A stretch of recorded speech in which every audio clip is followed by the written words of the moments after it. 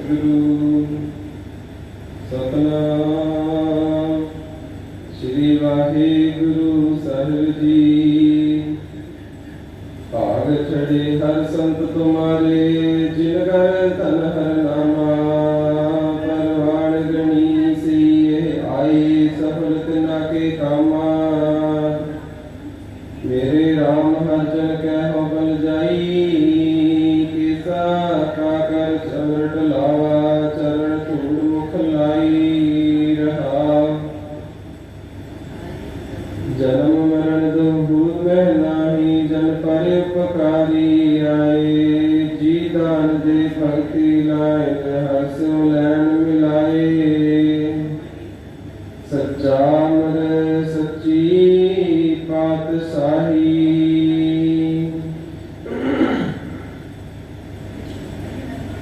सच्चे सिद्धि दाते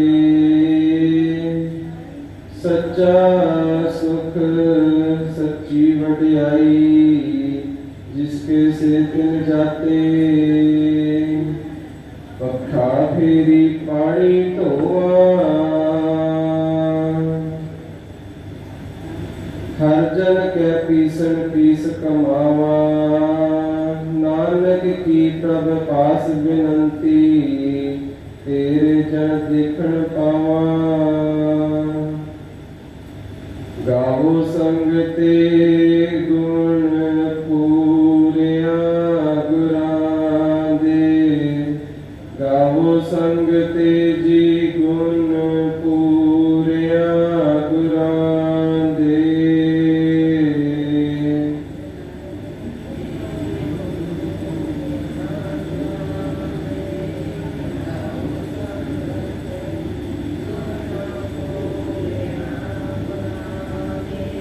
गावो संग ते गुण पूरिया गुरां दे।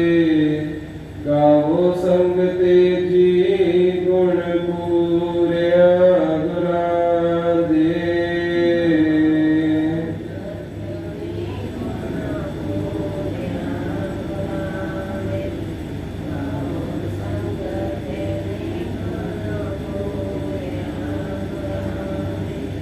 पूरिया गुरां दे गुण पूरिया गुरां दे। पूरिया गुरां दे गुण पूरिया गुरां दे। पूरिया गुरां दे गुण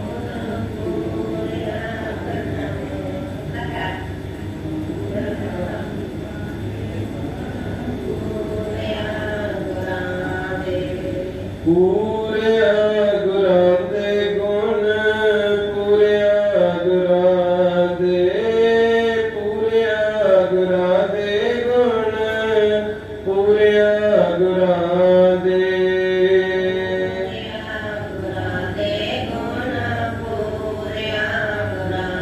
दे। पूरिया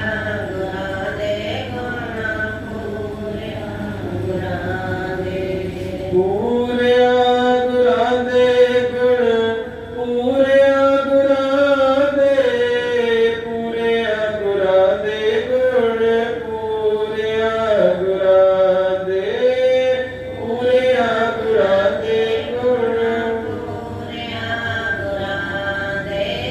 पूरिया गुरां दे गुण पूरिया गुरां दे।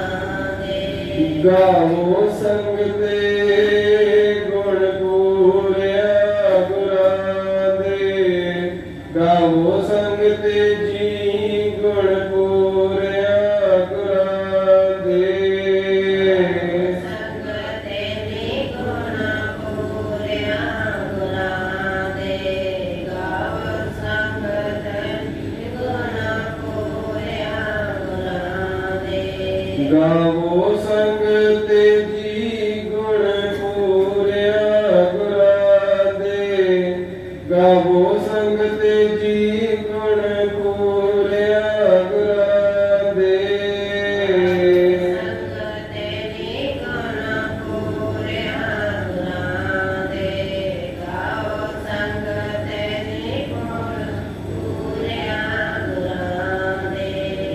परम सत्कारयोग सतगुਰਾਂ ਦੀ ਸਾਜੀ और निवाजी गुरु प्यारे गुरु स्वामी साध संगत जी रसना पवित्र करो गुरु महाराज जी की फतेह नाल साझ पाओ।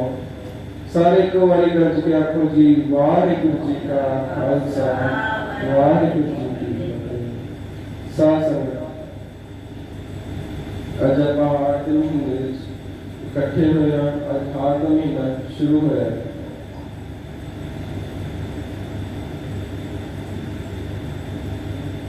जिस पातशाह पहले पातशाह और पंजे पातशाह ने 12 माह की बाणी रची। 10वें पातशाह ने भी दसम ग्रंथ की जी बाणी लिखी भी 12 माह का प्रचार किया।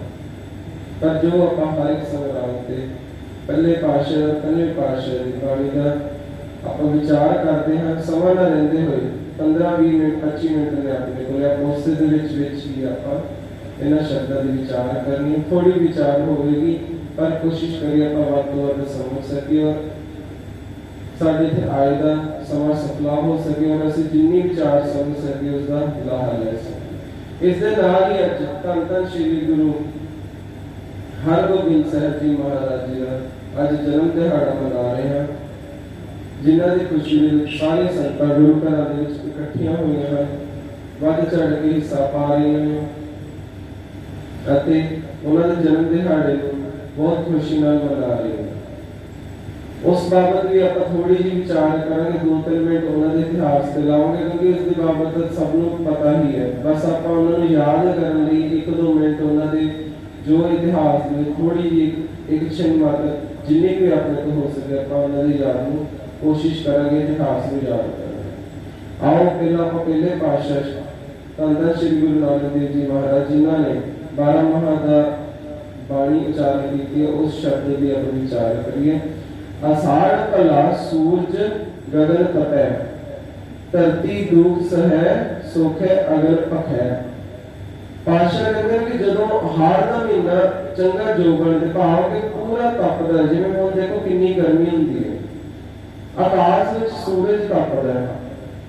जिवें सूरज तपदा ते जिहड़ी धरती की नमी है ना ਉਹਨੂੰ ਸੋਕੀ ਜਾਂਦਾ ਤੇ ਧਰਤੀ ਜਿਹੜੀ ਦੁੱਖ ਸਹਾਰਦੀ ਕਿਉਂਕਿ ਇਹਦੀ ਜਿਹੜੀ ਨਮੀ ਹੈ ਗਿੱਲਾਪਨ ਹੈ ਉਹ ਉਹਦਾ ਖਤਮ ਹੁੰਦਾ ਜਾ ਰਿਹਾ ਤੇ ਸੁੱਕਾਪਨ ਆ ਰਿਹਾ। ਧਰਤੀ ਦੇ ਜਿਹੜੇ ਜੀਵ ਜੰਤੂ ਸਭ ਔਖੇ ਨੇ, ਇਨਸਾਨ ਹਰ ਇੱਕ ਪੰਛੀ ਜਾਨਵਰ ਪਾਣੀ ਤੱਕ ਮੱਛੀਆਂ ਜਿਹੜੇ ਵੀ ਆਪਾਂ ਜੀਵ ਜੰਤੂ ਦੇ ਰਹੇ ਸਭ ਔਖੇ ਨੇ। धरती जी अग वाग भखदी पई इस वक्त जिवें भट्ठी दे विच आपां देखदे कोई चीज़ आपां जिवें घड़ा तैयार करदे हैं जिवें घुमियार घड़ा तैयार करदे ने ते देखोगे भट्ठी दे विच तपदा वा उवें कहंदे धरती तप रही है। इसे दे बारे कहंदे जिहड़ा इंसान उस प्रभु अकाल पुरख वाहिगुरू तो दूर रहिंदा ਉਹ ਉਸ ਨੂੰ ਆਪਣੇ ਹਿਰਦੇ 'ਚ ਨਹੀਂ ਵਸਾਉਂਦਾ, ਉਹਦਾ ਹਿਰਦਾ भी इसे तरह ही कृष्णा की आग दे नाल तपदा रहिंदा सड़दा रहिंदा अंदरला एक एक अंग वा तड़फदा रहिंदा, मन अशांत रहिंदा, मन सुखी नहीं रहिंदा। क्यों? अगे पातशाह की कहंदे ने अगन रस सुख है मरिए धोखे पी सो किरत न हारे। पाके सूरज जिहड़ा वा अग वांग पानी नूं सुकाई दिंदा, जिवें अग आ सेका हुंदा पर देखदे ने भाप बनदी है, उस दिन जिहड़ा सूरज है पानी नूं सुका रिहा वा ते हरेक दी जिंद करा करके दुखी हो रही है, रो रहे हैं करा करके, फिर भी सूरज अपना कर्तव्य निभाई जाता है, अपना कर्तव्य नहीं छड्डदा। इस तरह ही जिहड़ी साडी तृष्णा दी आग है साडे चंगे कर्मां नूं साडे अंदर दी शांति नूं खत्म करदी है। ते जिहड़े साडे माड़े कर्म कीते होए ने जिहड़ी साडे तृष्णा दी आग है वो साडे जगोण करके ही साडे चंगे कर्मां नूं खत्म करदी, साडी शांति नूं अशांत दे विच तब्दील करदी। रख फिर छाया तन ताके बीड़ लवै मंज बारे। सूर्य दा जिहड़ा रथ है कहंदे ने जे सूर्य दा रथ चक्कर लाउंदा है ते जिहड़ी कमजोर लोग ने कमजोर जिंद आ वो छां दा आसरा लभदी है। जिहड़ा बींडा हुंदा वा वो भी कहते हैं कि ਜਿਹੜੀ ਦਰਖਤ ਦੀ ਛਾਂ ਦੇ ਪੇਂਟਰੀ ਕਰਦਾ ਫਿਰਦਾ ਉਹਨੂੰ ਅਸ਼ਾਂਤੀ ਹੋਈ ਫਿਰਦੀ ਹੈ, ਅਸ਼ਾਂਤ ਹੈ ਪੂਰਾ, ਉਹਦੇ ਅੰਦਰ ਚੈਨ ਨਹੀਂ ਆ ਰਿਹਾ ਗਰਮੀ ਦੇ ਕਰਕੇ। ਹਰੇਕ ਜੀਵ ਤਪਸ਼ ਤੋਂ ਜਾਨ ਲਗਾਉਂਦਾ ਫਿਰਦਾ, ਪਰ ਭਾਵ ਕਿ ਜਦੋਂ ਆਪਣੇ ਅੰਦਰ ਵੀ ਤ੍ਰਿਸ਼ਨਾ ਦੀ ਅੱਗ ਬਲਦੀ ਰਹਿੰਦੀ, ਆਪਾਂ ਕਦੇ ਇੱਧਰ ਭਟਕਦੇ ਉੱਧਰ ਭਟਕਦੇ ਸੀ, ਕਹਿੰਦੇ ਉਹ ਸਾਨੂੰ ਸ਼ਾਂਤੀ ਮਿਲਦੀ ਸੀ, ਕਦੇ ਕਿਸੇ ਬਾਬੇ ਕੋਲ ਜਾਂਦੇ ਆ ਅਸੀਂ, ਕਦੇ ਕਿਸੇ ਬਾਬੇ ਕੋਲ ਜਾਂਦੇ, ਕਿਸੇ ਦੇਹਧਾਰੀਆਂ ਕੋਲ ਜਾਂਦੇ, ਕਦੇ ਕਿਸੇ ਪੰਡਤ ਕੋਲ ਤੁਰੇ ਫਿਰਦੇ ਆ ਤਾਂ ਕਿ ਕੇਵਾ ਦਿਖਾ ਲਈਏ ਜਾਂ ਬਾਬੇ ਨੂੰ ਬਚਨ ਕਰਾ ਲਈਏ ਕਿ ਸਾਨੂੰ ਸ਼ਾਂਤੀ ਆਵੇ। ਨਹੀਂ ਸਾਹ ਸਕਦੇ ਸ਼ਾਂਤੀ ਜਿੰਨੀ ਦੇਰ ਤੱਕ ਇਨਸਾਨ ਆਪਣੇ ਫਰਜ਼ ਨਹੀਂ ਪੂਰੇ ਕਰਦਾ ਉਨੀ ਦੇਰ ਤੱਕ ਇਨਸਾਨ ਨੂੰ ਸ਼ਾਂਤੀ ਨਹੀਂ ਆ ਸਕਦੀ। ਜਿਹੜੇ ਵੀ ਉਹਦੇ ਨਿੱਤ ਦੇ ਕਾਰਨ ਨੇ, ਹੁਣ ਦੇਖੋ ਅੰਮ੍ਰਿਤ ਵੇਲੇ ਕੋਈ ਉੱਠੇ, ਕੋਈ ਬੀਬੀ ਆਖੇ, ਕੋਈ ਵੀਰ ਆਖੇ ਕਿ ਮੈਂ ਅੱਜ ਤੋਂ ਅੰਮ੍ਰਿਤ ਵੇਲੇ ਉੱਠਣਾ ਵਾ ਤੇ ਗੁਰੂ ਘਰ ਜ਼ਰੂਰ ਰੋਜ਼ ਜਾਣਾ, ਹਾਂ ਰੋਜ਼ ਜਾਣਾ ਚਾਹੀਦਾ, ਬਹੁਤ ਵਧੀਆ ਗੱਲ। ਪਰ ਜੇਕਰ ਆਪਾਂ ਆਪਣੇ ਕੰਮ ਕਾਰ ਛੱਡ ਕੇ ਆ ਰਹੇ ਹਾਂ, ਘਰੇ ਮਾਤਾ ਜੇ ਗੁਰਦੁਆਰਾ ਸਾਹਿਬ ਤੇ ਘਰੇ ਘਰ ਵਾਲੇ ਨੇ ਕੰਮ ਤੇ ਜਾਣਾ, ਬੱਚੇ ਨੇ ਸਕੂਲ ਜਾਣਾ ਹੋਵੇ ਪਰ ਮਾਤਾ ਦੇ ਗੁਰਦੁਆਰਾ ਸਾਹਿਬ ਆ ਕੇ ਬੈਠੀ ਰਵੇ ਤਾਂ ਉਹ ਵਧੀਆ ਗੱਲ ਨਹੀਂ ਨਾ। ਫਿਰ ਅੰਦਰ ਜਿਹੜਾ ਮਨ ਹੈ ਉਹ ਤੜਫਦਾ ਰਹਿੰਦਾ। ਇਸੇ ਤਰ੍ਹਾਂ ਜਿਹੜੀ ਸਾਡੀਆਂ ਹੋਰ ਵੀ ਤ੍ਰਿਸ਼ਨਾਵਾਂ ਨੇ ਜਿਹੜੀ ਕਹਿੰਦੀ ਕਿ ਸਾਨੂੰ ਅਲੱਗ-ਅਲੱਗ ਚੀਜ਼ਾਂ ਮੰਗਦੀਆਂ ਨੇ, ਕਾਮ ਕ੍ਰੋਧ ਲੋਭ ਹੰਕਾਰ ਦੇ ਵਿੱਚ ਫਸੀਆਂ ਹੋਈਆਂ ਨੇ, ਇਹਨਾਂ ਤ੍ਰਿਸ਼ਨਾਵਾਂ ਤੋਂ ਵੀ ਮਹਾਰਾਜ ਕਹਿੰਦੇ ਨੇ ਕਿ ਜਿੰਨੇ ਇਹ ਤ੍ਰਿਸ਼ਨਾ ਦੀ ਜਿਹੜੀ ਆਗਿਆ ਇਹ ਇਨਸਾਨ ਨੂੰ ਅੰਦਰੋਂ ਅੰਦਰ ਹੀ ਸਾੜਦੀ ਰਹਿੰਦੀ ਹੈ।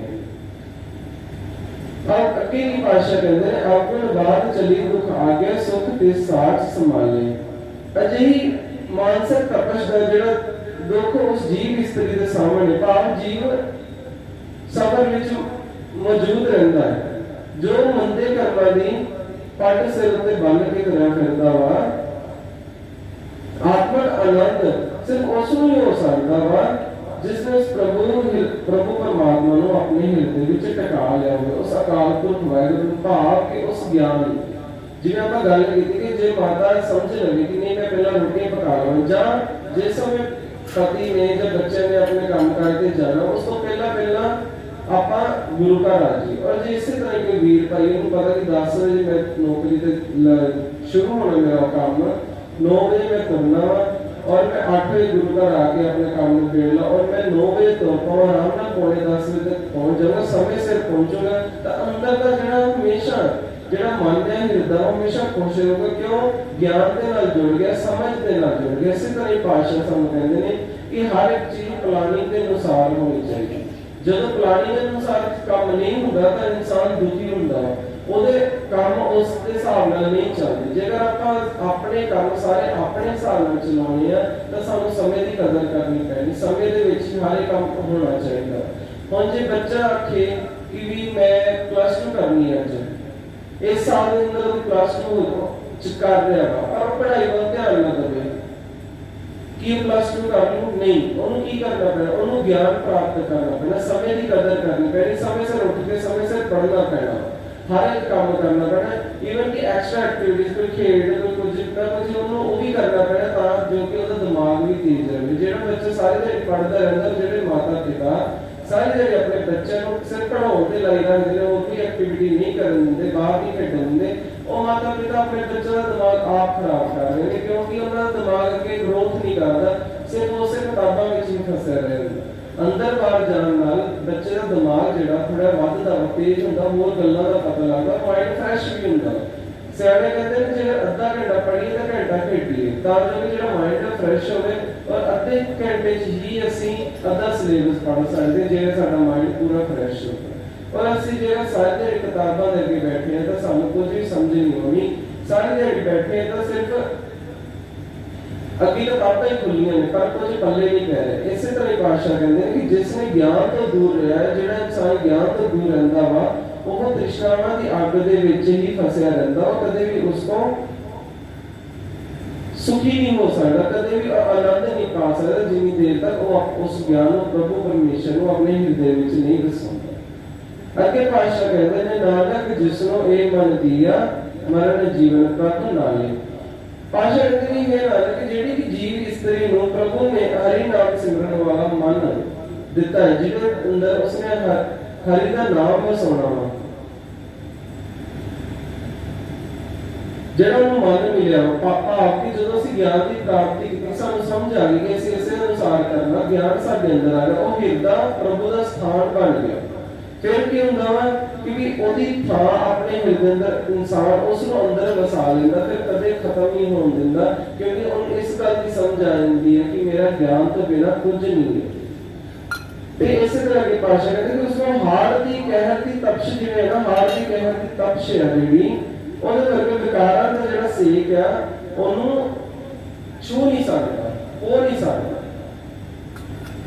ਉਹਨੂੰ ਹੱਥ ਨਹੀਂ ਲਾ ਸਕਦਾ। ਹੁਣ ਜਿਵੇਂ ਇਨਸਾਨ ਹਰ ਇੱਕ ਤਰੀਕੇ, ਜਿਵੇਂ ਆਪਾਂ ਪਹਿਲਾਂ ਵਿਚਾਰ ਕੀਤੀ ਕਿ ਹਰ ਇੱਕ ਚੀਜ਼ ਦੇ ਪਲਾਨਿੰਗ ਅਨੁਸਾਰ ਹੋ ਗਿਆ। ਹੁਣ ਦੇਖੋ ਕਿਸੇ ਵਿਆਹ ਸ਼ਾਦੀ ਤੇ ਜਾਣਾ ਹੋਵੇ, ਪਤਾ ਵਾ ਕਿ ਵਿਆਹ ਸ਼ਾਦੀ ਤੇ ਅਸੀਂ 9 ਵਜੇ ਜਾਣਾ ਔਰ 10 ਵਜੇ ਮੁੜਨਾ, 11 ਵਜੇ ਮੁੜਨਾ, ਔਰ ਅਸੀਂ 8 ਵਜੇ ਨਿਕਲੇ ਤਾਂ ਟਾਈਮ ਸਿਰ ਪਹੁੰਚ ਸਕਦੇ ਹਾਂ। ਜੇਕਰ 2 ਘੰਟੇ ਦਾ ਰਸਤਾ ਤਾਂ 2.5 ਘੰਟੇ ਪਹਿਲਾਂ ਤੁਰੋ, 1.5 ਘੰਟੇ ਦਾ ਰਸਤਾ ਤਾਂ 2 ਘੰਟੇ ਪਹਿਲਾਂ ਤੁਰੋ, ਕਿਉਂਕਿ ਕਿਤੇ ਨਾ ਕਿਤੇ ਰੁਕਣਾ ਵੀ ਪੈ ਸਕਦਾ ਵਾ।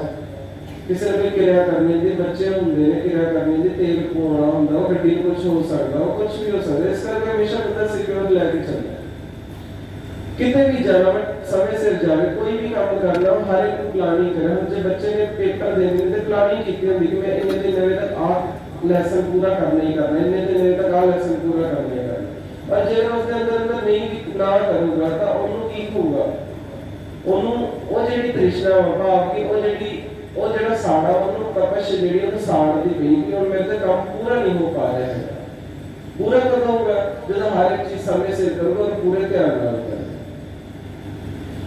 ਇਸ ਜੋ ਪਹਿਲੇ ਪਾਤਸ਼ਾਹ ਨੇ ਪੰਡਤ ਸ਼੍ਰੀ ਗੁਰੂ ਨਾਨਕ ਦੇਵ ਜੀ ਮਹਾਰਾਜ ਜੀ ਨੇ ਗੁਰਬਾਣੀ ਉਚਾਰੀ, ਉਸ ਦੇ ਬਾਬਤ ਆਪਾਂ ਥੋੜੀ ਜਿਹੀ ਵਿਚਾਰ ਕੀਤੀ। ਹੁਣ ਅੱਗੇ ਜਿਹੜੇ ਪੰਜਵੇਂ ਪਾਤਸ਼ਾਹ ਨੇ ਜਿਹੜੇ 12 ਮਾਹਾਂ ਦੇ ਵਿੱਚ ਸ਼ਬਦ ਉਚਾਰਨ ਕੀਤਾ ਹੈ, ਉਸ ਦੇ ਬਾਬਤ ਵੀ ਆਪਾਂ ਥੋੜੀ ਜਿਹੀ ਵਿਚਾਰ ਕਰ ਲਈਏ। ਸਮਾਂ ਨਾ ਹੋਣ ਕਰਕੇ ਆਪਾਂ ਕੋਸ਼ਿਸ਼ ਕਰ ਰਹੇ ਹਾਂ ਕਿ ਜਲਦੀ ਤੋਂ ਜਲਦੀ ਆਪਾਂ ਸਮਝ ਸਕੀਏ ਬਾਣੀ ਨੂੰ, ਇਸ ਸ਼ਬਦ ਨੂੰ ਆਪਾਂ ਆਪਣੇ ਹਿਰਦੇ ਵਿੱਚ ਵਸਾ ਸਕੀਏ। ਜਿੰਨੀ ਵੀ ਵਿਚਾਰ ਹੋ ਸਕਦੀ ਹੈ ਆਪਾਂ ਉਨੀ ਵੱਧ ਤੋਂ ਵੱਧ ਕੋਸ਼ਿਸ਼ ਕਰਾਂਗੇ ਘੱਟ ਤੋਂ ਘੱਟ ਸਮੇਂ ਦੇ ਵਿੱਚ। ਪੰਜਵੇਂ ਪਾਤਸ਼ਾਹ ਕੀ ਕਹਿ ਰਹੇ ਨੇ? ਆਸਾੜ ਤਪੰਦਾ ਤਿਸ ਲੱਗਿਆ ਹਰ ਨਾਮ ਨ ਜਿੰਨਾ ਪਾਸ, ਕਿ ਹਾੜ ਦਾ ਮਹੀਨਾ ਉਸ ਜੀਵ ਨੂੰ ਤਪਦਾ ਪ੍ਰਤੀਤ ਹੁੰਦਾ ਹੈ। ਉਹ ਬੰਦੇ ਹਾੜ ਦੇ ਮਹੀਨੇ ਵਾਂਗ ਤਪਦੇ ਕਲਪਦੇ ਰਹਿੰਦੇ ਨੇ, ਜਿਹੜੇ ਕਿ ਉਸ ਹਿਰਦੇ ਦੇ ਵਿੱਚ ਉਸ ਪਰਮਾਤਮਾ ਪ੍ਰਭੂ ਪਤੀ ਨੂੰ ਆਪਣੇ ਹਿਰਦੇ ਦੇ ਅੰਦਰ ਨਹੀਂ ਵਸਾਉਂਦੇ, ਜਿਹੜੇ ਉਸ ਦੇ ਨਾਮ ਨੂੰ, ਉਸ ਦੇ ਗਿਆਨ ਨੂੰ ਆਪਣੇ ਹਿਰਦੇ ਅੰਦਰ ਨਹੀਂ ਵਸਾਉਂਦੇ, ਉਸ ਦੇ ਨਾਮ ਬਾਣੀ ਨੂੰ ਨਹੀਂ ਵਸਾਉਂਦੇ। ਆਪਾਂ ਇਹ ਨਹੀਂ ਕਹਿੰਦੇ ਕਿ ਸਿਰਫ ਗੁਰਬਾਣੀ ਹੀ ਹਿਰਦੇ 'ਚ ਵਸਾਉਣੀ ਹੈ, ਭਾਵੇਂ ਕੋਈ ਵੀ ਕਿਸੇ ਵੀ ਧਰਮ ਦਾ ਜੀਵ ਹੋਵੇ, ਇਨਸਾਨ ਹੋਵੇ, ਉਹਨੇ ਆਪਣਾ ਜਿਹੜਾ ਗਿਆਨ, ਆਪਣੇ ਗੁਰੂਆਂ ਵੱਲੋਂ ਦਿੱਤਾ ਹੈ ਗਿਆਨ ਆਪਣੇ ਹਿਰਦੇ ਅੰਦਰ ਨਹੀਂ ਵਸਾਇਆ ਤਾਂ ਉਹ ਹਮੇਸ਼ਾ ਦੁਖੀ ਹੀ ਰਹੂਗਾ।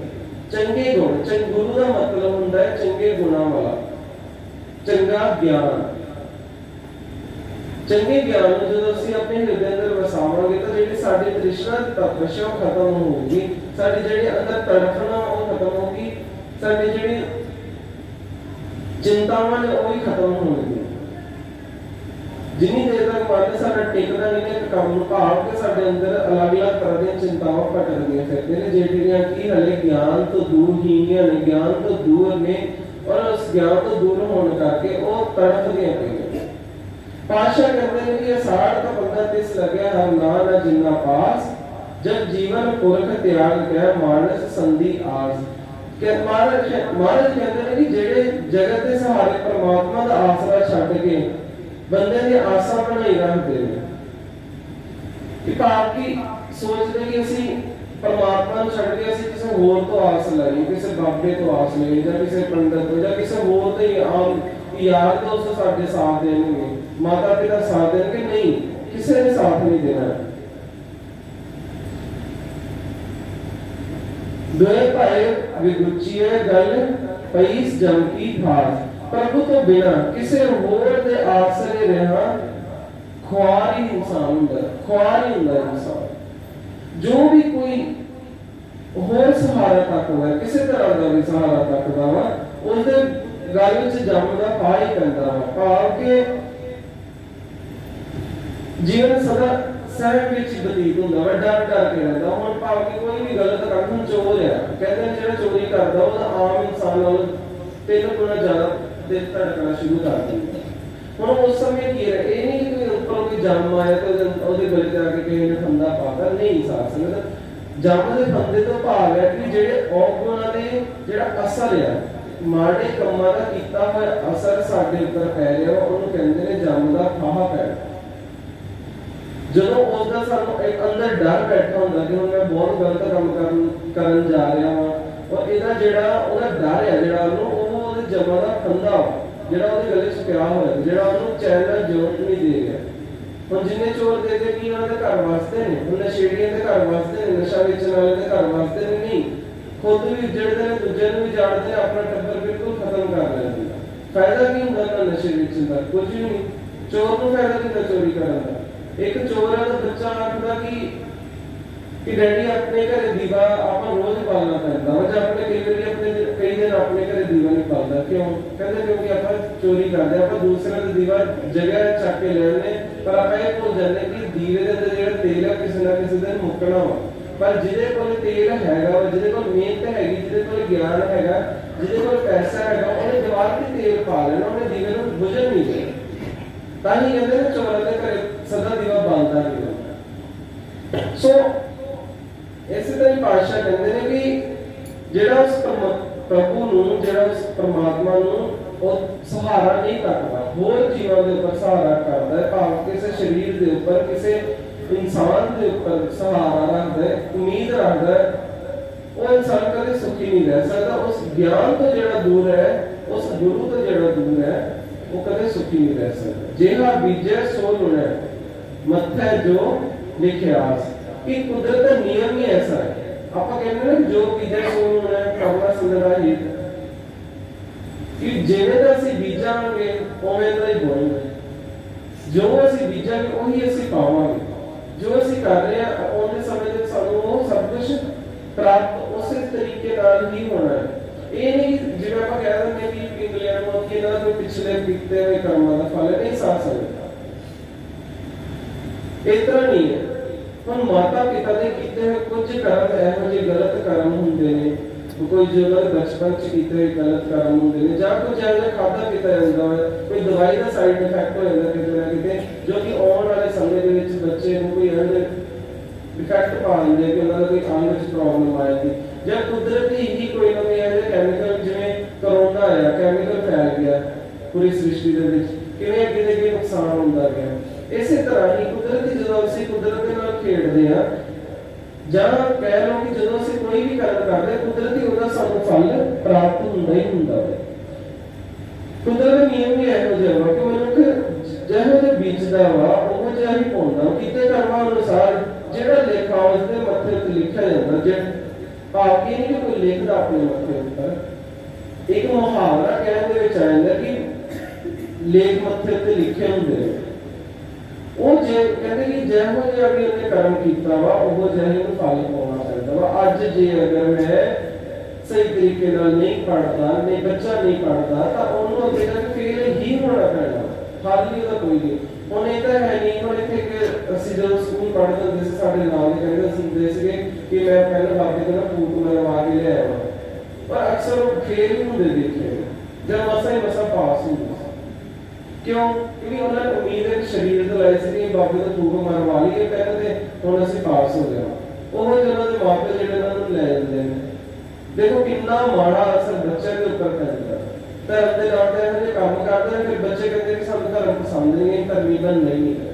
ਕਿਉਂਕਿ ਮਾਤਾ ਪਿਤਾ ਹੀ ਪੁੱਠੇ ਪਾਸੇ ਬੱਚਿਆਂ ਨੂੰ ਲੈ ਕੇ ਜਾਂਦੇ ਨੇ, ਤਾਂ ਫਿਰ ਉਹ ਗਿਆਨ ਤੋਂ ਦੂਰ ਹੋ ਜਾਂਦੇ ਨੇ, ਫਿਰ ਉਹ ਹੋਰ ਮਾੜੇ ਕੰਮ ਕਰਦੇ ਨੇ, ਕਿਉਂਕਿ ਸਮਝ ਨਹੀਂ ਆਉਂਦੀ, ਸੋਚੀ ਲੈਣਾ ਬੰਦ ਕਰ ਦਿੰਦੇ ਨੇ। ਕਿਉਂਕਿ ਯਕੀਨ ਟੁੱਟ ਜਾਂਦਾ ਮਾਤਾ ਪਿਤਾ ਦੇ ਉੱਪਰ, ਕਿਉਂਕਿ ਉਹਨਾਂ ਨੂੰ ਪਤਾ ਮਾਤਾ ਪਿਤਾ ਜ਼ਿਆਦਾਤਰ ਪੁੱਠੇ ਗੱਲਾਂ ਕਰਦੇ ਨੇ, ਵਹਿਮ ਭਰਮ ਵਾਲੀਆਂ ਗੱਲਾਂ ਕਰਦੇ ਨੇ। ਝਾੜੂ ਤੇ ਤੁਹਾਨੂੰ ਰੱਖਣਾ, ਜਿਵੇਂ ਬੀਗੇ ਕਹਿੰਦੇ ਨੇ ਝਾੜੂ ਸਿੱਧਾ ਨਹੀਂ ਖੜਾ ਕਰਨਾ, ਥੱਲੇ ਲੰਮੇ ਪਾਓ। ਉਹਦਾ ਇੱਕ ਰੀਜ਼ਨ ਹੁੰਦਾ ਵਾ ਕਿ ਅੱਖਾਂ ਦੇ ਵਿੱਚ ਤੀਲਾ ਡੱਕਾ ਨਾ ਵੱਜ ਜੇ ਬੱਚੇ ਦੇ, ਜਾਂ ਕਈ ਵਾਰੀ ਡਿੱਗਣ ਲੱਗਦਾ ਤਿਲ ਕਹਿੰਦਾ ਤੇ ਅੱਖਾਂ 'ਚ ਵੱਜ ਨਾ ਜਾਵੇ, ਕਿਤੇ ਲੱਗ ਨਾ ਜਾਵੇ, ਤਾਂ ਕਰਕੇ ਕਹਿੰਦੇ ਕਿ ਝਾੜੂ ਖੜਾ ਨਹੀਂ ਕਰਨਾ।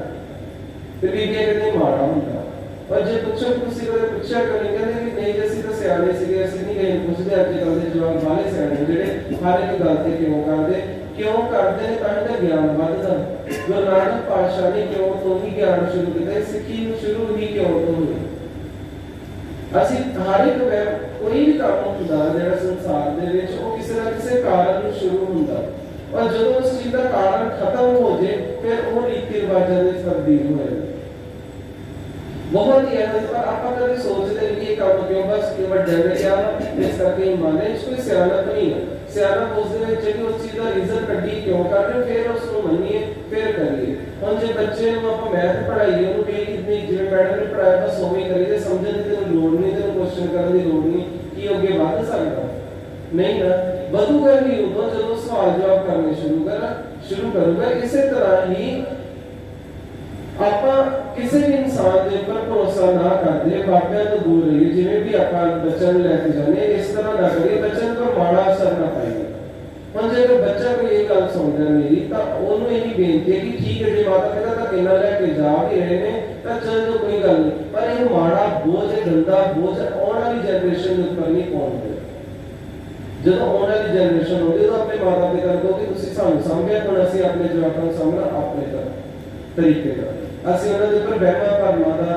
ਕੋਈ ਬੋਝ ਨਹੀਂ ਪੈਦਾ ਕਰਨਾ ਜਿਵੇਂ ਉਹਨਾਂ ਦੇ ਜੋ ਵਹਿਮ ਭਰਮ ਦੇ ਜੋ ਹਰ ਇੱਕ ਕੁਐਸਚਨ ਉਹਨਾਂ ਦਾ ਜਵਾਬ ਦੋਗੇ ਤਾਂ ਉਹ ਹਰ ਇੱਕ ਤਰੀਕੇ ਨਾਲ ਤੁਹਾਨੂੰ ਆਪਣਾ ਦੋਸਤ ਮੰਨੋਗੇ ਦੋਸਤ ਬਣ ਕੇ ਚੱਲਾਂਗੇ ਤਾਂ ਉਹ ਉਹਨੇ ਹੀ ਸਾਡੇ ਨਾਲ ਵਧੀਆ ਤਰੀਕੇ ਨਾਲ ਵਧੀਆ ਰਿਸ਼ਤੇ ਬਣਾਉਣਗੇ ਸੋ ਰਹੋ ਵਿਚਾਰ ਕਿ ਆਪਾਂ ਗੱਲ ਕਰ ਰਹੇ ਸੀ ਕਿ ਪਾਸ਼ਾ ਕਹਿੰਦੇ ਕਿ ਕਿਸੇ ਵੀ ਜਿਸ ਤਰ੍ਹਾਂ ਆਪਾਂ ਕਿਹਾ ਕਿ ਬੱਚੇ ਫੂਕ ਮਰਵਾ ਕੇ ਹੁੰਦੇ ਨੇ ਪਹਿਲੇ ਜੇ ਇਨਸਾਨ ਦੇ ਉੱਪਰ ਉਮੀਦ ਰੱਖਦੇ ਨੇ ਤਾਂ ਕਿ ਅਸੀਂ ਪਾਸ ਹੁੰਦੇ ਹਾਂ ਪਰ ਨਹੀਂ ਇਹ ਗੱਲਾਂ ਨਹੀਂ ਇਨਸਾਨ ਨੂੰ ਖੁਦ ਮਿਹਨਤ ਕਰਨੀ ਪੈਂਦੀ ਹੈ ਜਿਹੜਾ ਬੀਜੇ ਸੋ ਉਹਨੇ ਮੱਥੇ ਜੋ ਲਿਖਿਆ ਜੋ ਅਸੀਂ ਬੀਜਾਂਗੇ ਉਹ ਸਾਡੇ ਮੱਥੇ ਤੇ ਲਿਖਿਆ ਹੈ ਉਹੀ ਸਾਨੂੰ ਪਾਉਣਾ ਪੈਣਾ ਅਗਲੇ ਜਨਮ ਚ ਨਹੀਂ ਇਸੇ ਜਨਮ ਦੇ ਵਿੱਚ ਹੀ ਸਾਨੂੰ ਪਾਉਣਾ ਪੈਣਾ ਅਗਲਾ ਜਨਮ ਕਿਸੇ ਨੇ ਨਹੀਂ ਲਿਖਿਆ ਇਹ ਬਸ ਡਰਾ ਹੀ ਹੈ ਤਾਂ ਜੋ ਕਿ ਇਨਸਾਨ ਡਰਿਆ ਰਹੇ ਨਹੀਂ ਡਰਨ ਦੀ ਲੋੜ ਨਹੀਂ ਅੱਗੇ ਜਾ ਕੇ ਨਾ ਕਿਸੇ ਨੇ ਦੇਖਿਆ ਜਿਹੜਾ ਸੁਣਾ ਰਿਹਾ ਉਹ ਅੱਗੇ ਜਾ ਕੇ ਹੋਊਗਾ ਨੂੰ ਪਹਿਲਾਂ ਪੁੱਛ ਲਓ ਕਿ ਤੂੰ ਅੱਗੇ ਜਾ ਕੇ ਦੇਖਿਆ ਕਿ ਕਿਉਂ ਹੋਣਾ ਕੀ ਨਰਕ ਸਵਰਗ ਦੀ ਗੱਲਾਂ ਕਰਦੇ ਪੁੱਛ ਲਓ ਕਿ ਨਰਕ ਸਵਰਗ ਦੇਖਦਾ ਕਿਵੇਂ ਹੈ ਨਹੀਂ ਪਤਾ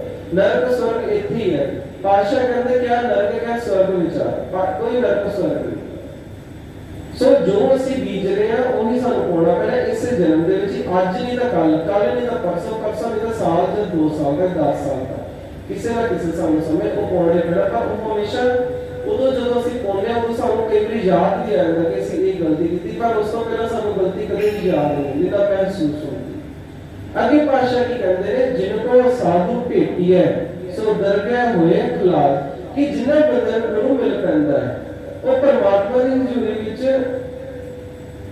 ਸੁਰੱਖਿਆ ਫੀਲ ਕਰਦੇ ਨੇ ਸੁਰੱਖਿਅਤ ਫੀਲ ਕਰਦੇ ਨੇ ਆਦਰ ਮਾਣ ਪਾਉਂਦੇ ਨੇ ਹੁਣ ਦੇਖੋ ਜਿਹੜੇ ਕਿ ਆਪਾਂ ਦੇਖਦੇ ਚੰਗੇ ਬਣਾ ਲਏ ਹੁਣ ਭਾਵ ਇੱਕ ਟੀਚਰ ਹੈ ਸਰਕਾਰੀ ਟੀਚਰ ਲਾ ਲਓ ਪ੍ਰਾਈਵੇਟ ਟੀਚਰ ਲਾ ਲਓ ਜਿਹੜੇ ਸਰਕਾਰੀ ਟੀਚਰ ਆਪਾਂ ਦੇਖਦੇ ਹਾਂ ਕਿ ਵਧੀਆ ਤਰੀਕੇ ਨਾਲ ਨਹੀਂ ਪੜਾਉਂਦੇ ਉਹਨਾਂ ਦੀ ਆਪਾਂ ਕਿੰਨੀ ਕੀ ਇੱਜ਼ਤ ਕਰਦੇ ਨਹੀਂ ਕਰਦੇ ਪਰ ਪ੍ਰਾਈਵੇਟ ਸਕੂਲ ਦੇ ਵਿੱਚ ਟੀਚਰ ਪੜਾਉਂਦੇ ਬੱਚਿਆਂ ਨੂੰ ਧੱਕੇ ਨਾਲ ਪੜਾਉਂਦੇ ਤਰੀਕੇ ਨਾਲ ਅਲੱਗ-ਅਲੱਗ ਤਰੀਕੇ ਨਾਲ ਪੜਾਉਂਦੇ ਉਹ ਲੈਦਾ ਗੱਲ ਹੈ ਕਿ ਹੁਣ ਜਿਹੜੇ ਸਰਕਾਰੀ ਸਕੂਲਾਂ ਵੀ ਬਹੁਤ ਵਧੀਆ ਹੋ ਗਏ ਹੁਣ ਜਿਹੜੀ ਸਰਕਾਰ ਧਿਆਨ ਦੇ ਰਹੀ ਪੜ੍ਹਾਈ ਵੱਲ ਟੀਚਰ ਵਧੀਆ ਧਿਆਨ ਦੇ ਰਹੇ ਨੇ ਉਸ ਤੋਂ ਜ਼ਿਆਦਾ ਵਧੀਆ ਵਾ ਜੇਕਰ ਪੇਰੈਂਟਸ ਧਿਆਨ ਦੇਣ ਸਰਕਾਰੀ ਸਕੂਲੇ ਪਾਓ ਜੇਕਰ ਟੀਚਰ ਨਹੀਂ ਪੜਾਉਂਦੇ ਜੇਕਰ ਅਸੀਂ ਟੀਚਰ ਨੂੰ ਡਾਂਟੀਏ ਫਟਕਾਰ ਲਗਾਈਏ ਤੇ ਬੱਚਿਆਂ ਨੂੰ ਵਧੀਆ ਤਰੀਕੇ ਨਾਲ ਪੜਾਉਂਦੇ ਹਾਂ ਉੱਥੇ ਵਧੀਆ ਤਰੀਕੇ ਨਾਲ ਪੜਾਉਣ ਲੱਗੇ ਪਰ ਆਪਾਂ ਦੇਖੀਏ ਕਿ ਪਹਿਲਾਂ ਕੀ ਕਰਦੇ ਸੀਗੇ ਕਿ ਜਿਹੜੇ ਸਰਕਾਰੀ ਸਕੂਲ ਦੇ ਜਿਹੜੇ ਟੀਚਰ ਸੀ ਵਧੀਆ ਤਰੀਕੇ ਨਾਲ ਨਹੀਂ ਸੀ ਪੜਾਉਂਦੇ ਪਰ ਜਿਹੜੇ ਪ੍ਰਾਈਵੇਟ ਵਾਲੇ ਸੀ ਉਹਨਾਂ ਦੇ ਅਲੱਗ-ਅਲੱਗ ਤਰੀਕੇ ਹੁੰਦੇ ਪੜਾਉਣ ਬੱਚਿਆਂ ਨੂੰ ਚੰਗੀ ਤਰ੍ਹਾਂ ਸਮਝਾਉਂਦੇ ਨੇ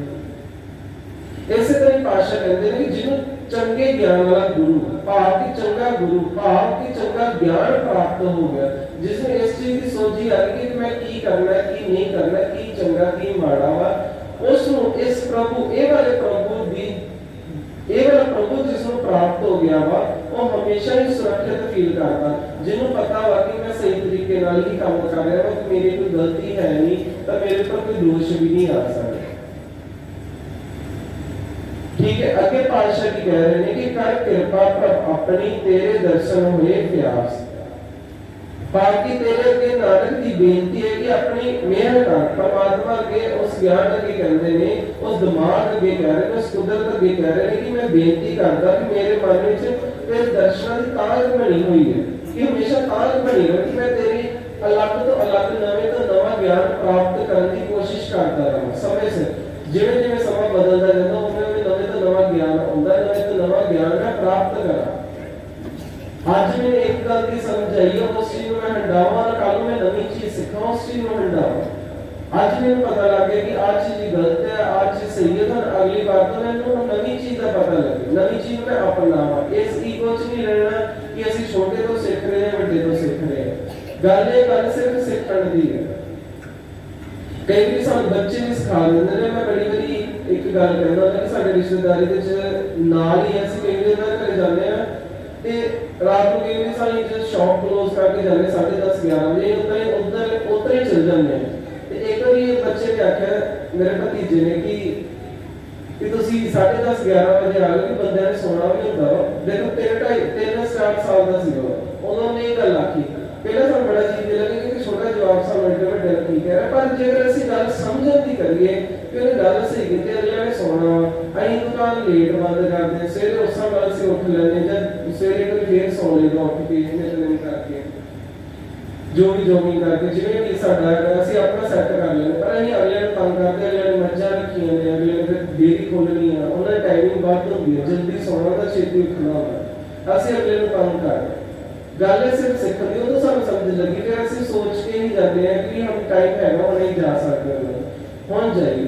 ਇਹ ਨਵੇਂ ਤੋਂ ਨਵੀਂ ਗੱਲ ਹਮੇਸ਼ਾ ਸਿੱਖਣ ਨੂੰ ਮਿਲਦੀ। ਪਤਾ ਨਹੀਂ ਅੱਜ ਕੱਲ੍ਹ ਬੱਚੇ ਸਭ ਤੋਂ ਜ਼ਿਆਦਾ ਪੇਰੈਂਟਸ ਨੂੰ ਸਿਖਾਉਂਦੇ ਨੇ, ਜਿੰਨੀ ਨੌਲੇਜ ਬੱਚੇ ਨੂੰ ਇੰਨੀ ਮਾਤਾ ਪਿਤਾ ਨੂੰ ਨਹੀਂ ਅੱਜ ਦੇ ਸਮੇਂ ਦੇ ਵਿੱਚ। ਸੋ ਕੋਸ਼ਿਸ਼ ਕਰੀਏ ਕਿ ਆਪਾਂ ਹਰ ਇੱਕ ਨਵੀਂ ਤੋਂ ਨਵੀਂ ਚੀਜ਼ ਰੋਜ਼ ਦੀ ਸਿੱਖੀਏ, ਭਾਵੇਂ ਬੱਚਾ ਹੋਵੇ ਭਾਵੇਂ ਵੱਡਾ ਹੋਵੇ, ਆਪਾਂ ਕੋਈ ਵੀ ਚੀਜ਼ ਚੰਗੀ ਚੀਜ਼ ਸਿੱਖੀਏ ਤੇ ਚੰਗੀ ਚੀਜ਼ ਹੀ ਸਿੱਖੀਏ। ਅੱਗੇ ਪਾਤਸ਼ਾਹ ਕਹਿੰਦੇ ਨੇ ਕਿ ਪ੍ਰਭ ਬਿਨ ਦੂਜਾ को नहीं, नानक की अरदास की है प्रभु तेरे तो बिना मेरे लिए और कोई नहीं। चंगे ज्ञान तो इलावा मेरे लिए कोई नहीं है, ना कोई देहधारी है ते ना कोई माड़ा ज्ञान मेरे लिए। मैं सिर्फ चंगा ज्ञान प्राप्त करना। ये नहीं कि इंसान गलती नहीं करता है, हो सकता पातशाहों को भी कोई ना कोई गलती हो गई, हो सकता कि उन्होंने कोई, क्योंकि सारा जिन्ना पातशाह ने ज्ञान लिखा अपन गुरु ग्रंथ साहिब जी दे विच ਦਿੱਤਾ ਵਾ ਗਿਆਨ, ਉਹ ਉਹਨਾਂ ਦਾ ਖੁਦ ਦਾ ਕੀਤਾ ਹੋਇਆ ਐਕਸਪੀਰੀਅੰਸ ਹੈ। ਜਿਹਨੇ ਲਾਈਟ ਬਣਾਈ ਹੈ, ਜਿਹਨੇ ਇਲੈਕਟ੍ਰਿਸਿਟੀ ਬਣਾਈ, ਉਹਨੇ 2000 ਗਲਤੀਆਂ ਕਰਨ ਤੋਂ ਬਾਅਦ 2001 ਜਿਹੜੀ ਉਹਨੇ ਫਿਰ ਪ੍ਰੈਕਟਿਸ ਕੀਤੀ, ਉਦੋਂ ਦੀ ਲਾਈਟ ਤਿਆਰ ਹੋਈ। ਉਹਨਾਂ ਨੇ 2000 ਜਿਹੜੀ ਗਲਤੀ ਕੀਤੀ ਉਹ ਤਾਂ ਨਹੀਂ ਲਿਖਿਆ, ਉਹਨੇ ਸਹੀ ਗੱਲ ਲਿਖੀ ਆ ਇਸ ਤਰ੍ਹਾਂ। ਇਸੇ ਤਰ੍ਹਾਂ ਹੀ ਪਾਤਸ਼ਾਹ ਨੇ ਸਾਨੂੰ ਸਿੱਟੇ ਕੱਢ ਕੇ ਦਿੱਤੇ ਹੋਏ ਨੇ ਆਪਣੀ ਲਾਈਫ ਦੇ ਕਿ ਵੀ ਇਹ ਇਸ ਤਰ੍ਹਾਂ ਕਰੋਗੇ ਤਾਂ ਤੁਸੀਂ ਸੁਖੀ ਰਹੋਗੇ। इसी तरह इंसान गलतियां तो सिर्फ गलती करके सीखता है, हर एक इंसान पूरा नहीं होता, पर फिर भी आप कोशिश करिए कि आप कुछ ਜਿਹੜੀ ਬੇਸਿਕ ਗੱਲਾਂ ਨੇ ਭਾਵੇਂ ਜਿਹੜਾ ਆਪਣਾ ਮੂਲ ਮੰਤਰ ਹੈ ਉਸ ਨੂੰ ਜੇਕਰ ਅਸੀਂ ਅਪਣਾ ਲਈਏ ਤਾਂ ਅਸੀਂ ਖੁਦ ਰੱਬ ਵਰਗੇ ਹੋ ਜਾਵਾਂਗੇ, ਖੁਦ ਰੱਬ ਹੋ ਜਾਵਾਂਗੇ। ਜਦੋਂ ਸਾਡੇ ਕੋਲ ਇੱਕ ਓਂਕਾਰ ਹਰ ਇੱਕ ਬਰਾਬਰ ਮੰਨਣ ਲੱਗ ਪਏ, ਭਾਵੇਂ ਮਾਫ ਕਰੇ ਜੇ ਮਜ਼ਾਕ ਦਾ ਨਾਮ ਲੈ ਰਿਹਾ, ਚੂੜਾ ਚਮਾਰ ਆਪਾਂ ਗੱਲਾਂ ਕਰਦੇ ਆ, ਪਰ ਜਿਹੜੀ ਇਹ ਚੀਜ਼ਾਂ ਹੁੰਦੀਆਂ ਨਹੀਂ, ਇਹ ਕਿੰਨੇ ਬਣਾਈਆਂ? ਇਨਸਾਨ ਨੇ ਬਣਾਈ। ਪਰ ਜੇਕਰ ਅਸੀਂ ਕਹੀਏ ਨਹੀਂ ਉਹ ਵੀ ਮੇਰੇ ਭਰਾਵਾਂ ਵਰਗੇ ਹੀ ਆ, ਆਪਾਂ ਕਹਿੰਦੇ ਨੇ ਕੂੜੇ ਵਾਲਾ ਆ ਗਿਆ, ਕੂੜੇ ਵਾਲਾ ਨਹੀਂ ਆ ਰਿਹਾ, ਕੂੜੇ ਵਾਲੇ ਤਾਂ ਅਸੀਂ ਆ, ਅਸੀਂ ਤਾਂ ਸਫਾਈ ਕਰਮਚਾਰੀ ਨੂੰ ਕੂੜਾ ਦਿੰਦੇ ਆ। ਇਹ ਵੀ ਇੱਕ ਓਂਕਾਰ ਦੇ ਵਿੱਚ ਆਉਂਦਾ। ਆਪਾਂ ਸਹਿਜ ਸਫਾਈ ਬਹੁਤ ਗੱਲਾਂ ਪੁੱਠੀਆਂ ਕਰ ਜਾਂਦੇ ਜਿਹਨਾਂ ਕਿ ਆਪਾਂ ਕਦੇ ਸੋਚਦੇ ਨਹੀਂ ਕਿ ਵੀ ਇਹ ਚੀਜ਼ ਸਹੀ ਹੈ ਜਾਂ ਗਲਤ ਹੈ, ਬਸ ਆਪਾਂ ਬੋਲ ਦਿੰਦੇ। ਕਈ ਵਾਰੀ ਉਸ ਬੋਲੇ ਕਰਕੇ ਕਿ ਅਗਲੇ ਨੂੰ ਹਰਟ ਹੋ ਜਾਂਦਾ, ਜਿਹਦਾ ਕਿ ਆਉਣ ਵਾਲੇ ਸਮੇਂ ਦੇ ਵਿੱਚ ਸਾਨੂੰ ਫਲ ਵੀ ਭੁਗਤਣਾ ਪੈਂਦਾ। ਸੋ ਪਾਤਸ਼ਾਹ ਕਹਿੰਦੇ ਨੇ ਕਿ ਆਪਾਂ ਵਿਚਾਰ ਕੀਤੀ ਮੂਲ ਮੰਤਰ ਦੀ ਸਤਨਾਮ, ਹਮੇਸ਼ਾ ਸੱਚ ਬੋਲੋ। ਇਨਸਾਨ ਕਈ ਵਾਰੀ ਝੂਠ ਬੋਲ ਵੀ ਪੈਂਦਾ ਵਾ, ਫਿਰ ਕਿਸੇ ਨੂੰ ਬਚਾਉਣ ਲਈ, ਫਿਰ ਆਪਣੇ ਆਪ ਨੂੰ ਬਚਾਉਣ ਲਈ, ਪਰ ਫਿਰ ਵੀ ਕੋਸ਼ਿਸ਼ ਕਰੀਏ ਕਿ ਕਿਤੇ ਸੱਚ ਹੀ ਕੋਸ਼ਿਸ਼ ਕਰੀਏ, ਵਕਤ ਸੱਚ ਹੀ ਲਈਏ, ਸਤਨਾਮ ਲਈਏ। ਕਰਤਾ ਪੁਰਖ ਆਪਣਾ ਕੰਮ ਆਪ ਕਰੀਏ, ਆਪਣੇ ਆਪ ਕਰੀਏ, ਕਿਸੇ ਤੋਂ ਉਮੀਦ ਨਾ ਲਈਏ। ਨਿਰਭਉ ਕਿਸੇ ਤੋਂ ਭੌ ਨਾ ਹੋਵੇ, ਭੌ ਤੋਂ ਬਿਨਾਂ ਰਹੀਏ, ਡਰ ਨਾ ਹੋਵੇ, ਨਿਰਵੈਰ ਕਿਸੇ ਨਾਲ ਕੋਈ ਵੈਰ ਨਾ ਰੱਖੇ, ਦੁਸ਼ਮਣ ਵੀ ਹੋਵੇ ਤਾਂ ਵੀ ਸਾਡੇ ਤੋਂ ਸੁਖੀ ਵਾਸਦਾ ਰਹੇ। ਅਕਾਲ ਮੂਰਤ ਅਜੂਨੀ, ਜੂਨਾ ਤੋਂ ਰਹਿਤ ਰਹੀਏ, ਅਕਾਲ ਮੂਰਤ ਸਮੇਂ ਤੋਂ ਦੂਰ ਰਹੀਏ, ਭਾਵ ਕਿ ਸਾਡੇ ਉੱਪਰ ਸੁੱਖ ਔਰ ਦੁੱਖ ਦਾ ਖਾਸ ਅਸਰ ਨਾ ਹੋਵੇ।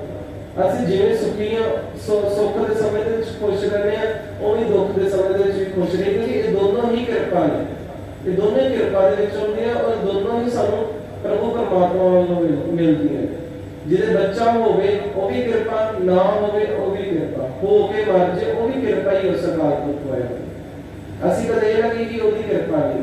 ਸਮਾਂ ਅਕਾਲ अकाल मूर्त हमेशा समय तो परे और समय तो ऊपर उठ के रहना कि मेरे पर समय का कोई प्रभाव नहीं, जो मेरे को दुखी समय सब चल रहा है पर मैं अपने मन के ऊपर उस समय का असर ना होना और मैं दुखी ना हो, और जे मेरे ऊपर खुशी वाला समय आ गया और इतना भी ज्यादा खुश ना हुआ कि मेरे पैर ही ना जमीन पे लग जाए।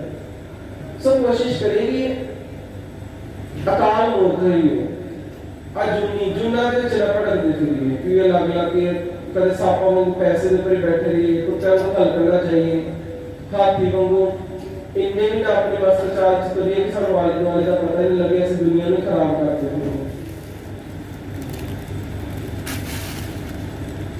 सो गुरु प्रसाद ये सारा कुछ उस अकाल पुरख वाहिगुरू की कृपा नाल मिलता है, उस ज्ञान की कृपा नाल मिलता है। सो रहो विचार पाशा कहते कि तेरे तो बिना और कोई नहीं, और मैं सिर्फ जो भी अरदासा करनी है तेरे अगे ही करनी है, उस ज्ञान दे अगे, उस गुरु दे अगे, उस अकाल पुरख वाहिगुरू दे अगे ही करनी है। अगे पाशा की होते कि कहते हैं आसार संबंधा तिस लगे जिस मन हर चरण निवास, कि जिस मनुष्य दे मन विच प्रभु दे चरणों का निवास बनया रहता है, जेड़ा उस अकाल पुरख वाहिगुरू दे चरणों दे अगे झुकिया रहता है, उस ਨੂੰ ਜਿਹੜਾ ਹਾਰ ਦੀ ਤਪੱਸਿਆ ਉਹ ਬਹੁਤ ਵਧੀਆ ਲੱਗਣ ਲੱਗ ਪੈਂਦੀ ਹੈ।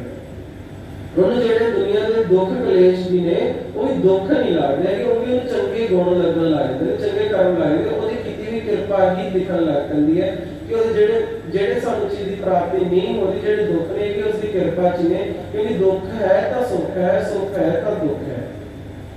ਸੋ ਆਓ ਆਪਾਂ ਹੁਣ ਜੋ ਵੀ ਵਿਚਾਰ ਕੀਤੀ ਹੈ ਉਹ ਆਪਣੇ ਕੋਸ਼ਿਸ਼ ਕਰੀਏ ਕਿ ਆਪਾਂ ਆਪਣੇ ਜੀਵਨ ਦੇ ਵਿੱਚ ਢਾਲੀਏ ਤੇ 2 ਮਿੰਟ ਜੋ ਆਪਾਂ ਛੇਵੇਂ ਪਾਤਸ਼ਾਹ ਜੀ ਬਾਰੇ ਜੋ ਅੱਜ ਉਹਨਾਂ ਦਾ ਜਨਮ ਦਿਹਾੜਾ ਹੈ ਆਪਾਂ ਸੁਣੀਏ ਸੁਣਦੇ ਹੀ ਆਪਾਂ ਬਹੁਤ ਇਤਿਹਾਸ ਸੁਣਿਆ, ਆਪਾਂ ਸਿੱਧੀ ਉਹਨਾਂ ਦੀ ਬਾਬਤ ਗੱਲ ਕਰੀ ਕਿ ਪਾਤਸ਼ਾਹ ਦਾ ਇੱਕ ਇਹੋ ਜਿਹਾ ਇਤਿਹਾਸ ਜਿਹੜਾ ਕਿ ਬਹੁਤ ਘੱਟ ਜਾਣਿਆਂ ਨੇ ਸੁਣਿਆ ਹੋ ਸਕਦਾ ਵਾ ਕਿ ਇੱਕ ਵਾਰੀ ਇਹਨਾਂ ਦੇ ਕੋਲ ਮਾਤਾ ਆਏ ਪ੍ਰਸ਼ਾਦਾ ਲੈ ਕੇ, ਰਸ ਉਹਨਾਂ ਨੇ ਕਿਤੇ ਜਾਣਾ ਸੀ, ਪਾਤਸ਼ਾਹ ਨੇ ਤੇ ਰਸਤੇ ਦੇ ਵਿੱਚ ਮਾਤਾ ਇੱਕ ਖਲੋਤੇ ਪ੍ਰਸ਼ਾਦਾ ਲੈ ਕੇ, ਤੇ ਪਾਤਸ਼ਾਹ ਨੇ ਦੇਖਿਆ ਮਾਤਾ ਦਾ ਪ੍ਰੇਮ ਤਾਂ ਘੋੜੇ ਨੂੰ ਉੱਥੇ ਰੋਕ ਕੇ ਪ੍ਰਸ਼ਾਦਾ ਛਕਿਆ ਮਾਤਾ ਤੋਂ ਲੈ। ਇੱਕ ਬੰਦੇ ਨੇ ਨਾ ਸਾਈਡ ਤੋਂ ਦੇਖ ਲਿਆ ਕਿ ਹਾਂਜੀ ਇਹਨਾਂ ਨੇ ਪ੍ਰਸ਼ਾਦਾ ਮਾਤਾ ਤੋਂ ਲੈ ਕੇ ਛਕਿਆ ਵਾ, ਤਾਂ ਅਗਲੇ ਦਿਨ ਉਹ ਵੀ ਲੈ ਕੇ ਆ ਗਏ, ਕਹਿੰਦੇ ਹਾਂਜੀ ਦੱਸੋ, ਕਹਿੰਦੇ ਪ੍ਰਸ਼ਾਦਾ ਛਕੋ, ਕਹਿੰਦੇ ਨਹੀਂ ਤੁਸੀਂ ਲੰਗਰ ਹਾਲ ਚ ਜਾਓ ਉੱਥੇ ਆਪਾਂ ਛਕਾਂਗੇ ਸਾਰੇ, ਕਹਿੰਦੇ ਤੁਸੀਂ ਕੱਲ ਮਾਤਾ ਤੋਂ ਵੀ ਤਾਂ ਛਕੇ ਸੀ ਲੈ ਕੇ, ਕਹਿੰਦੇ ਉਹਦੀ ਸ਼ਰਧਾ ਸੀ, ਉਹ ਪਹਿਲੀ ਸੀ, ਉਹਨੂੰ ਨਿਰਪੱਖ ਹੋ ਕੇ ਉਹਨੂੰ ਕੋਈ ਚੀਜ਼ ਦੀ ਲੋੜ ਨਹੀਂ ਸੀ, ਸਿਰਫ ਇੱਕ ਖੁਸ਼ੀ ਲਈ ਆਈ ਸੀ ਜਿਹੜੇ ਮੈਨੂੰ ਪ੍ਰਸ਼ਾਦਾ ਛਕਾਉਣ ਆਈ ਸੀ। ਤੂੰ ਆਇਆ ਵਾ ਉਹਨੂੰ ਦੇਖਾ ਦਿਖਾਈ ਦੇ ਵਿੱਚ, ਜਿਵੇਂ ਹੁਣ ਆਪਾਂ ਦੇਖਦੇ ਆ ਆਪਾਂ ਖੰਡ ਪਾਠ ਸਹਿਜ ਪਾਠ ਕਰਾਉਂਦੇ ਆ, ਕੋਈ ਪ੍ਰੋਗਰਾਮ ਕਰਨਾ ਪਰ ਭਾਲਾ ਸਾਹਿਬ ਦੇਣ ਲੱਗ ਪੈਂਦੇ ਮਿੰਟ ਚ ਆਪਾਂ ਭਾਲਾ ਸਾਹਿਬ ਲੈਣੇ ਦੇਖਾ ਦਿਖਾਈ ਦੇ ਵਿੱਚ, ਪਰ ਆਪਾਂ ਇਹ ਨਹੀਂ ਸੋਚਦੇ ਕਿ ਨਹੀਂ ਦੇਖਾ ਦਿਖਾਈ ਚ ਜੇ ਦਿਲ ਤੋਂ ਖੁਸ਼ੀ ਹੈ ਤਾਂ ਭਾਲਾ ਸਾਹਿਬ ਦੋ, ਨਹੀਂ ਤਾਂ ਗ੍ਰੰਥੀ ਸਾਹਿਬ ਨੂੰ ਪੁੱਛੋ ਕਿ ਗੁਰੂ ਘਰ ਚ ਲੋੜ ਕੀ ਹੈ ਉਹ ਚੀਜ਼ ਦੋ। ਰੁਮਾਲਾ ਸਾਹਿਬ ਦੇਣਾ ਬਹੁਤ ਜ਼ਿਆਦਾ ਜ਼ਰੂਰੀ ਨਹੀਂ ਹੈ, ਪਾਤਸ਼ਾਹ ਨੂੰ ਘਾਟਾ ਨਹੀਂ, ਪਰ ਜਿਹੜੀ ਚੀਜ਼ ਦੀ ਲੋੜ ਹੈ ਗੁਰੂ ਘਰ ਦੇ ਵਿੱਚ ਉਹ ਕਰੋ। ਛੋਟੀ ਜੀ ਸਾਖੀ ਹੈ ਜਿਵੇਂ ਆਪਾਂ ਸਿਰਫ ਇਹ ਗੱਲ ਸਿੱਖਣ ਨੂੰ ਮਿਲਦੀ ਕਿ ਦੇਖਾ ਦਿਖਾਈ ਦੇ ਵਿੱਚ ਕੋਈ ਕਰਮ ਨਾ ਕਰੋ, ਕਿਸੇ ਦੀ ਸ਼ਰਧਾ ਹੋ ਰਿਹਾ ਦੇਖਾ ਦਿਖਾਈ ਦੇ ਵਿੱਚ ਆਪਣੀ ਸ਼ਰਧਾ ਨੂੰ ਖਰਾਬ ਨਾ ਕਰੋ। ਰੁਮਾਲਾ ਸਾਹਿਬ ਦੇਣਾ ਮੈਂ ਕਹਿੰਦਾ ਆਪਣੇ ਹੱਥ ਨਾਲ ਬਣਾ ਕੇ ਜੇ ਦਵੋ ਨਾ ਉਹ ਸ਼ਰਧਾ ਹੋ ਸਕਦੀ ਹੈ, ਪਰ ਉਹ ਤਾਂ ਹੋਵੇ ਜੇਕਰ ਅਸੀਂ ਖੁਦ ਦਿਲ ਤੋਂ ਚਾਹੁੰਦੇ ਹਾਂ, ਇਹ ਨਹੀਂ ਕਿ ਉਹਨੇ ਬਣਾ ਦਿੱਤਾ ਚਲੋ ਜੀ ਗੀਤ ਸ਼ੁਰੂ ਕਰ ਲਈਏ, ਇਹ ਚ ਮੈਂ ਗੀਤਾਂ ਨਹੀਂ ਗੱਲਾਂ। ਸੋ ਆਓ ਅੱਜ ਧੰਨ ਸ਼੍ਰੀ ਗੁਰੂ ਹਰਗੋਬਿੰਦ ਸਾਹਿਬ ਜੀ ਮਹਾਰਾਜ ਜੀ ਦਾ ਜਨਮ ਦਿਹਾੜਾ ਜੋ ਕਿ ਆਪਾਂ ਅੱਜ ਮਨਾ ਰਹੇ ਹਾਂ। ਅੱਜ ਆਪਾਂ ਮਹੀਨੇ ਦੀ ਬਾਬਤ ਵਿਚਾਰ ਵੀ ਕੀਤੇ ਹੈ, ਮਹੀਨੇ ਦੀ ਬਾਬਤ ਵਿਚਾਰ ਵੀ ਕੀਤੇ ਹੈ। ਕੋਸ਼ਿਸ਼ ਕਰੀਏ ਕਿ ਜੋ ਆਪਾਂ ਅੱਜ ਆਪਣੇ ਵਿਚਾਰ ਕੀਤੇ ਉਸ ਨੂੰ ਆਪਣੇ ਹਿਰਦੇ ਅੰਦਰ ਵਸਾ ਕੇ ਆਪਾਂ ਪਾਤਸ਼ਾਹ ਨੂੰ ਆਪਣੇ ਹਿਰਦੇ ਅੰਦਰ ਵਸਾਈਏ, ਗਿਆਨ ਨੂੰ ਵਸਾਇਆ ਭਾਵ ਕੇ ਪਾਤਸ਼ਾਹ ਨੂੰ ਆਪਣੇ ਹਿਰਦੇ ਅੰਦਰ ਵਸਾਈਏ।